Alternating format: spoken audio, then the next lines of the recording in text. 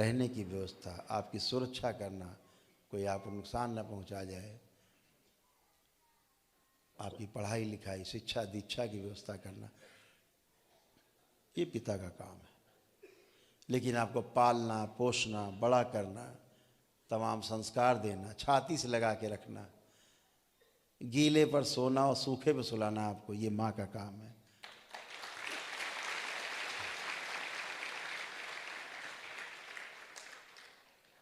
पिता आपको सूखे पे सुला तो सकता है गीले से उठा के, लेकिन आपके द्वारा गीले किए गए पे सो नहीं सकता। ये सिर्फ माँ कर सकती है।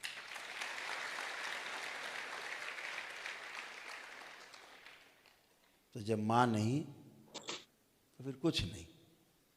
इसलिए ध्यान और साधना के लिए शिव और शक्ति का एक साथ होना जरूरी आवश्यक, क्योंकि आप सभी के अंदर शिव और शक्ति दोनों के अंश विद्यमान हैं, सभी में हैं।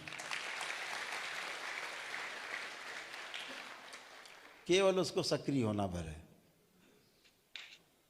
केवल सक्रिय होना है।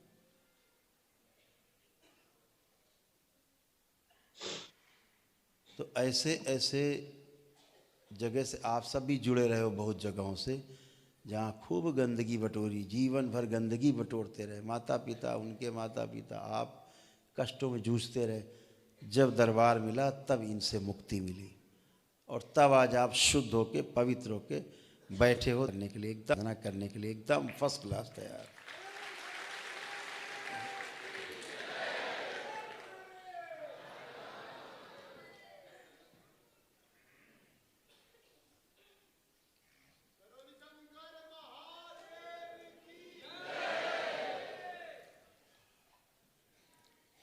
तो ध्यान रखें कि जो कुछ भी इस पूरी सृष्टि में है, व्यवस्था में है, लेकिन ऐसा भी बहुत कुछ है कि उस व्यवस्था को बनाए रखने के लिए तमाम अव्यवस्थाएं भी बाहर हैं।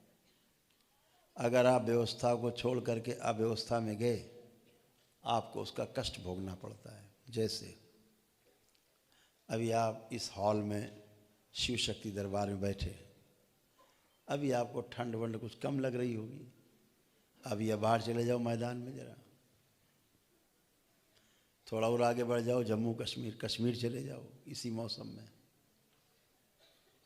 थोड़ा और आगे बढ़ जाओ उधर उस तरफ लद्दाख अद्दाख की तरफ, लेह लद्दाख, पहुँचते पहुँचते जम जाओगे बीच में। तो व्यवस्था से बाहर गए, कपड़े पहन रखे हैं आपने, हमारी तरह अगर हो गए तो पता लगे ठंडे अंडे हो जाओगे।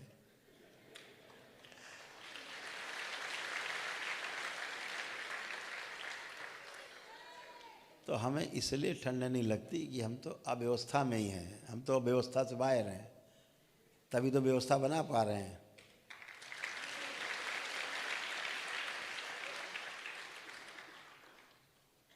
व्यवस्था के अंदर रह करके व्यवस्था बनाना कठिन काम है।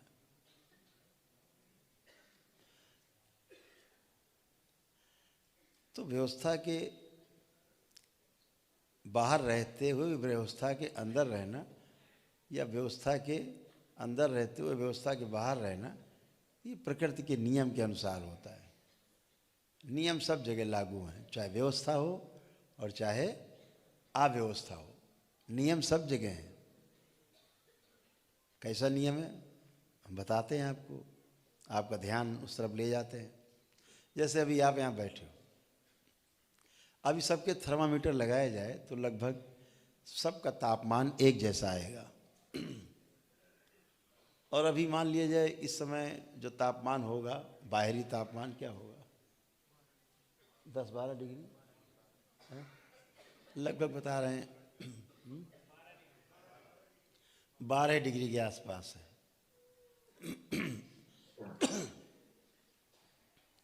तो 12 डिग्री के आसपास है, लेकिन आपके शरीर का जो तापमान है 98.4-5-6 से होगा, 98.5 मान लें, मोटी मोटी बात।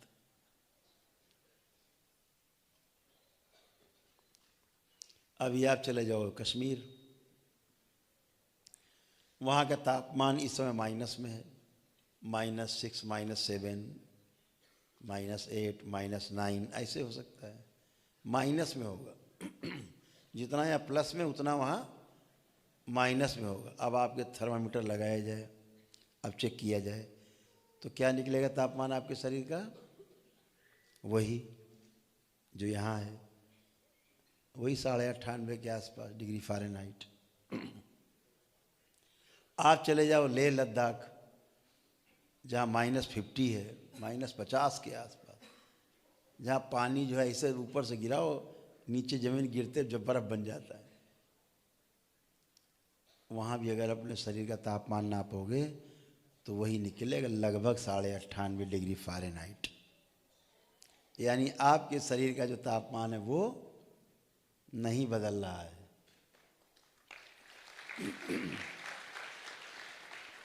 तो सारी अव्यवस्था के बीच में व्यवस्था बनी हुई है। कितना अद्भुत है। ये आप नहीं करते हो कि आप करते हो, अपने पैमाना बनाते हो, अपना तापमान नियंत्रित करते हो रहा है। ये सब हो रहा है। इस होने में आप शामिल हो, आपका तो ध्यान भी उधर नहीं है। थर्मामीटर थोड़ा लेके घूम रहे हैं कि नाप रहे हैं बार बार, कम तो नहीं होगे भैया देख लें। तो वो जो तापमान है बना रहना, ये होने में शामिल है, यानी हो रहा है सब। आप नहीं कर रहे। इस होने को देखना अपने आप में बहुत रोचक है। इस होने में शामिल होना आपका बहुत रोचक है।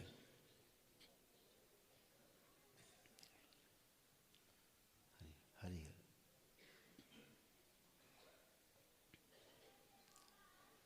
ये जो होना है ये अपने आप में बहुत रोमांचकारी है। इस होने को समझने के लिए बड़े बड़े राजा महाराजाओं ने, सम्राटों ने राजपाट छोड़ दिए इस होने को देखने के लिए, इस होने में शामिल होने के लिए, केवल दृष्टा बनने के लिए, साक्षी बनने के लिए राजपाट तक अपने छोड़ दिए और स्वयं एक घटना बन गए।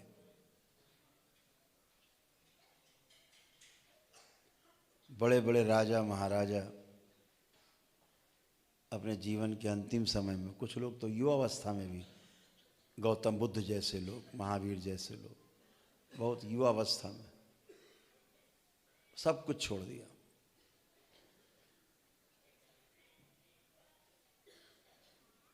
होश में रहना है।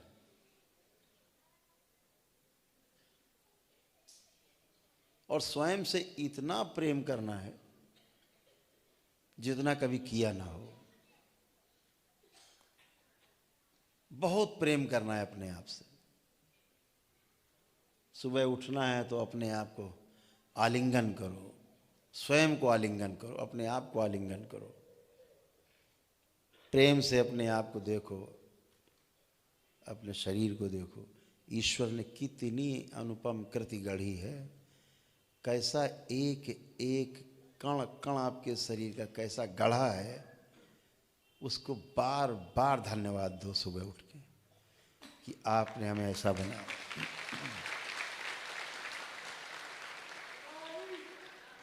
क्योंकि आपने अपने को नहीं बनाया, आपने अपने आप को पैदा नहीं किया है, आपने अपने आप को जन्म नहीं दिया है, आपने अपने स्वयं के पैदा होने का समय निर्धारित नहीं किया है। आप स्वयं जिंदा नहीं हो अपने प्रयास से, आप सिर्फ हो। और इस जो हो इसके साक्षी अगर बने रहोगे तो निश्चित रूप से इसको पूरा समझ पाओगे कि ये क्यों है, कैसे है। और अगर आप करने में शामिल हो गए कि मैं तो राजा महाराजा हूँ, मैं तो पैदा ही होना था, मैं पैदा हो गया और मैंने ये किया, मैंने वो किया, तो समझ लेना फिर मुक्ति नहीं, फिर भोग है। करने में शामिल हुए, भाव आया, भोगना पड़ेगा। अकर्ता भाव रहेगा, भोग से बाहर रहोगे। इस सूत्र को पकड़े रहना, इससे बहुत ज़बरदस्त सूत्र है ये। कर्म भोग का ताला जो है ना, खजाने का, बंद कर दो। पुण्य किया तो भी नहीं जा रहा उसमें, पाप किया तो भी नहीं जा रहा उसमें, और हमारी यात्रा मृत लोक की खत्म होगी।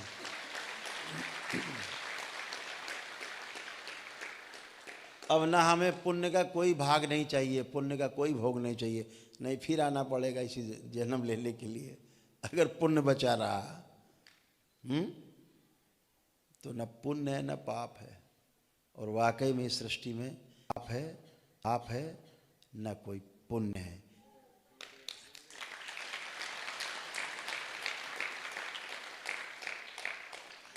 हमारे मान लेने मात्र से पाप और पुण्य की परिभाषा हमारे सामने बन जाती है, दृष्टांत बन जाता है।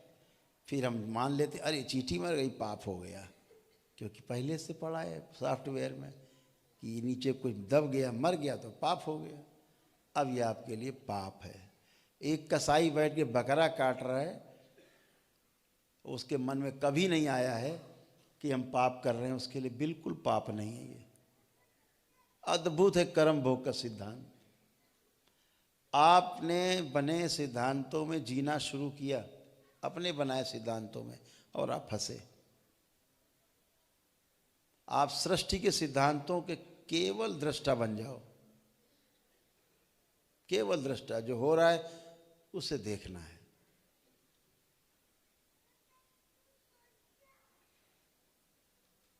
सिर्फ देखना है, जिम्मेदारी से देखना है उसको, और जो अपना रोल है वो निभाना है। आप अपना कितना जिम्मेदारी से रोल निभा सकते हो इस होने में, घटना में, वही आपके हाथ में है। कर्म फल आपके हाथ में बिल्कुल भी नहीं है, ये ध्यान रखना। इसलिए अपनी जिम्मेदारी से अपने काम को निपटाना है, अपने को जिम्मेदारी से प्रस्तुत करना है हर घटना के साथ।